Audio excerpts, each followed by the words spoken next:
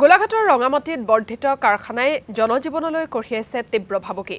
ৰঙামাটি অঞ্চলটোত বৃদ্ধি পোৱা বৃহৎ কাৰখানাই অঞ্চলটোত সৃষ্টি কৰিছে প্ৰদূষণ।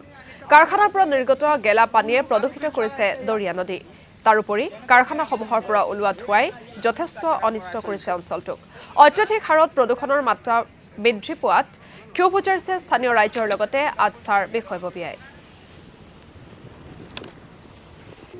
হয়, আমি ইতিমধ্যে দেখি পাইছোঁ ইয়াত যিমানখিনি আপোনাৰ উদ্যোগ আছে সেই উদ্যোগৰ পৰা যিখিনি গেলা পানী এই গেলা পানীসমূহ সম্পূৰ্ণ তেওঁলোকে নদীত মানে ওলোৱা ব্যৱস্থা কৰিছে, যিহৰ কাৰণে মানে ৰাইজে ইয়াত বহুত অসুবিধাৰ সন্মুখীন হ'ব লগা হৈছে।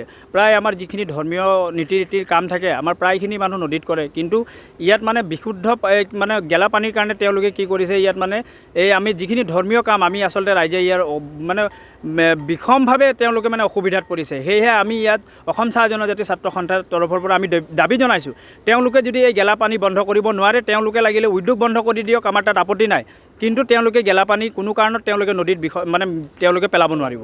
সকলো আমি উদ্যোগপতি আৰু তেওঁলোকক মালিক পক্ষক তেওঁলোকক আমি বাৰম্বাৰ আমি আহ্বান জনাৰ স্বত্তেও কিন্তু আজিলৈকে তেওঁলোকে কি কৰিছে, এইখিনি আচলতে তেওঁলোকে নিৰ্মূল কৰাত ব্যৰ্থ হৈছে।